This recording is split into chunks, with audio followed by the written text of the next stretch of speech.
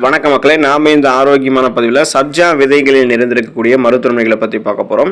துளசி விதைகள் என்று சொல்லக்கூடிய இந்த சப்ஜா விதையில் ஏராளமான மருத்துவ குணங்கள் நிறைந்திருக்கு. இதனால் ஆயுர்வேத மருத்துவத்தில் சப்ஜா விதைகளை அதிகமாக பயன்படுத்துகிறாங்க. பார்ப்பதற்கு அளவில் சிறிதாக இருந்தாலும் சரும பாதிப்பில் ஆரம்பித்து உடலில் இருக்கக்கூடிய நச்சுக்களை நீக்குவது வரைக்கும் அத்தனை மருத்துவ அற்புத நன்மைகளையுமே நமக்கு சப்ஜா விதைகள் கொடுக்குது. ஸோ அந்த நன்மைகள்லாம் என்னென்ன, அதுக்கு காரணமாக இருக்கக்கூடிய ஊட்டச்சத்துக்கள் என்னென்ன அப்படின்றத பற்றி ஒவ்வொன்றா தெளிவாக விளக்கமாக பார்க்குறதுக்கு முன்னாடி இந்த வீடியோக்கு மட்டும் ஒரு லைக் கொடுத்துட்டு இந்த தகவலை உங்களுக்கு தெரிஞ்சவங்களுக்கும் ஷேர் பண்ணிவிடுங்க. இது போன்ற அப்டேட்ஸ்கள் நீங்கள் தொடர்ந்து பார்க்குறதுக்கு நம்மளுடைய ஹெல்த் நியூஸ் தமிழ் சேனலை மறக்காமல் சப்ஸ்கிரைப் பண்ணிவிட்டு பக்கத்தில் இருக்கக்கூடிய பெல் பட்டனையும் கிளிக் பண்ணி ஆல் அப்படின்ற ஆப்ஷனையும் மறக்காமல் செட் பண்ணி வச்சுக்கிட்டீங்க அப்படின்னா நான் போடக்கூடிய எல்லா அப்டேட்ஸும் உங்களுக்கு நோட்டிஃபிகேஷன் அடிக்கடி வந்து சேரும். சரி வாங்க மக்களே, இப்போ வீடியோக்குள்ளே போயிடலாம். உடலுக்கு குளிர்ச்சியை தருகிறது சப்ஜா விதைகள். உடல் சூட்டை குறித்து உடலுக்கு குளிர்ச்சியை தருவதில் சப்ஜா விதைகள் வந்து இயற்கையிலேயே முக்கிய பங்கு வகிக்குது. குறிப்பாக வெயில் காலங்களில் சப்ஜா விதைகளை அதிகமாக சேர்த்துக்கொள்வது உடல் சூடு குறைவதோடு உடல் நீரேற்றமாக எப்போதுமே ரெஃப்ரெஷ்மெண்ட்டாக புத்துணர்ச்சியாக இருக்கிறத வைத்துக் கொள்வதற்கும் உதவிகரமாக இருக்கும். சப்ஜா விதைகளை ஒரு ஸ்பூன் அளவு எடுத்து ஒரு டம்ளர் தண்ணீரில் ஊற வச்சு சப்ஜா விதை வந்து ஜூஸ் மாதிரி எடுத்துக்கலாம். அதே போல் தயிர், ஃபலூடா, ஐஸ்கிரீம் இது மாதிரி ஃபுட்டிங் அது கூட வந்து சேர்த்து நம்ம சாப்பிட்டோம் அப்படின்னா அதுவும் நமக்கு வந்து உதவிகரமாக இருக்கும். ஆரோக்கிய நன்மைகளை கொடுக்கறதுக்கு செரிமான அமைப்பை மேம்படுத்தும் சப்ஜா விதைகள். சப்ஜா விதைகளை தண்ணீரில் ஊற வைக்கும் போது அதில் கரையக்கூடிய நார்சத்து உருவாகும். அதை தண்ணீரோடு நம்ம சேர்த்து குடித்தோம் அப்படின்னா நிறைய மருத்துவ நன்மைகள் வந்து நமக்கு கிடைக்கும். அப்படின்றதால சப்ஜா விதைகளை நம்ம வந்து எடுத்துக்கொள்ளலாம். இதனால் மலம் வந்து மென்மையாக்கப்படும். ஸோ மலம் மென்மையாக்கப்படுவதால் குடல் இயக்கம் எளிதாக இருக்கும். அதனால் நமக்கு மலச்சிக்கல், நெஞ்செரிச்சல், அமிலத்தன்மை, அடிவயிறு மற்றும் வயிற்றுப்பகுதியில் சுத்தம் ஏற்படும்.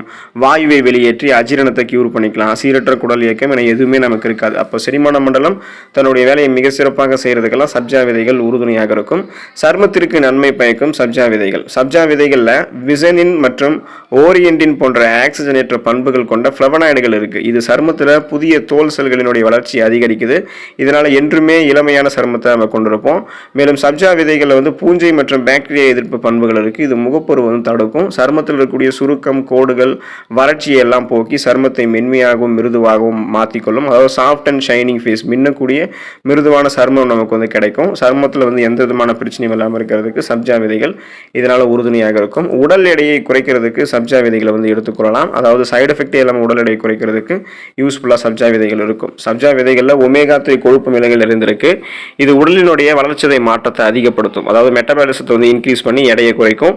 மேலும் சப்ஜா விதைகளில் புரதச்சத்து இருக்கு, நார்சத்து இருக்கிறதால நீண்ட நேரத்திற்கு நம்மளை எப்போதுமே பசியோட வந்து உணர வைக்காது. பசி அதாவது நமக்கு எடுக்காது, பசியை கண்ட்ரோல் பண்ணிக்கலாம். இதனாலே அதிகமான கலோரிகள் இருக்கக்கூடிய உணவுகளை ஃபர்ஸ்ட் நம்ம சாப்பிட்றது தடுப்போம். அப்புறம் சப்ஜா விதைகள் இருக்கக்கூடிய இந்த ஊட்டச்சத்துக்கள் எல்லாமே நார்சத்து, குறிப்பாக நம்மளுடைய உடலில் இருக்கக்கூடிய கழிவுகள், குறிப்பாக வந்து கொழுப்புகள்லாம் குறைச்சி நமக்கு சக்தியாக மாற்றி உடல் எடை குறைக்கிறதுக்கு உதவிகரமாக இருக்குது.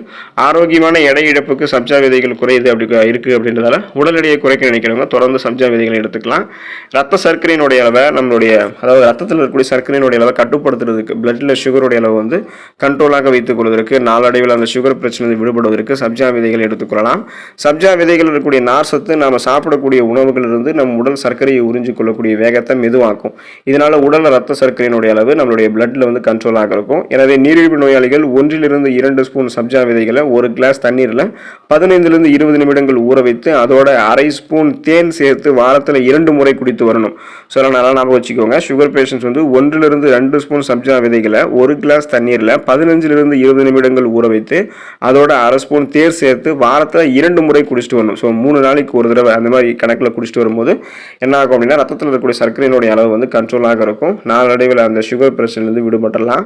சிறந்த நச்சு நீக்கியாக சப்ஜா விதைகள் உதவிகரமாக இருக்கு. அதாவது நம்மளுடைய உடலில் இருக்கக்கூடிய நச்சு கிருமிகள், கழிவுகள் எல்லாத்தையுமே சப்ஜா விதைகள் வெளியேற்றிடும்.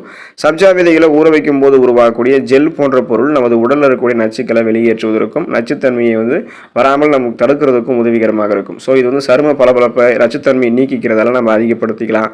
தேஜஸான கூந்தலை வந்து நம்ம பெற முடியும். அதாவது பொலிவான கூந்தல் வந்து நமக்கு கிடைக்கும். மின்னக்கூடிய அடர்த்தியான பளபளப்பான ஒரு சர்மம் இருக்கும். கூந்தல் வந்து அடர்த்தியாக இருக்கும். அதனால் நம்மளுடைய உடலில் இருக்கக்கூடிய கழிவுகளை நீக்கிட்டோம் அப்படின்னாலே நமக்கு இருக்கக்கூடிய நோய்களையும் நம்ம குணப்படுத்திக்கலாம். சீசனாக புதுசாக அட்டாக் ஆகக்கூடிய எந்த நோயுமே வராது. அதனால் நம்ம சப்ஜா விதைகளை எடுத்துக்கொள்ளலாம்.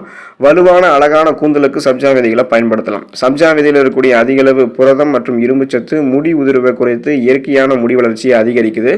அடர்த்தியான வலிமையான கூந்தலை பெறுவதற்கு சப்ஜா விதை ஹேர் ஆயிலை தேங்காய் அல்லது பாதாம் எண்ணெயோட கலந்து உச்சம் தலை மற்றும் முடியினுடைய வேறு வரைக்கும் நன்றாக தடவி 5 நிமிடங்கள் மசாஜ் பண்ணிட்டு 20 to 30 நிமிடங்கள் கழித்து ஷாம்பு வாஷ் செஞ்சுக்கலாம். இது வந்து பொடுகு, அதாவது அந்த டேண்ட்ரஃப் வந்து நமக்கு கியூர் பண்ணும்.